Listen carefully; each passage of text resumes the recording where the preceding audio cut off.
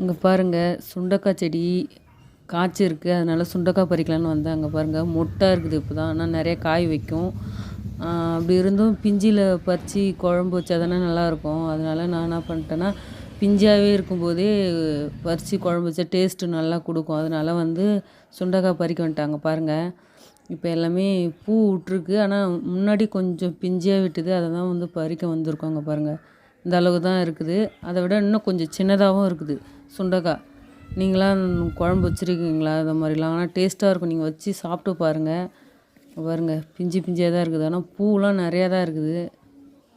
இதெல்லாம் பிஞ்சாக பறிக்கிறேன் இப்போ நான்.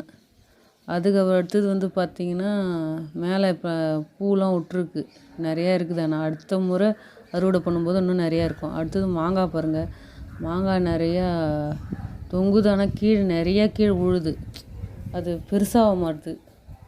அப்படி இருந்தும் ஒரு 2 மாங்காய் பறிச்சிட்டேன். 2 மாங்காய் சூரியன் போட்ட மாங்காய், அதை பறிச்சிட்டேன்.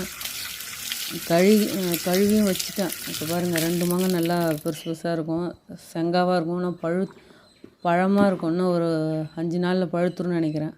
சுண்டைக்காய் இவ்வளோ தான் கிடச்சிது பாருங்கள்.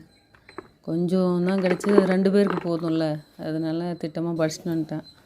அதுக்கப்புறம் வெயிலும் அதிகமாக வந்துடுச்சு. அவ்வளோ சீக்கிரத்தில் 8 மணி தான் ஆகுது. ஆனால் அவ்வளோ வெயில். கோடை காலம்ல, அதான் இவ்வளோ வெயிலாக இருக்குது ரொம்ப.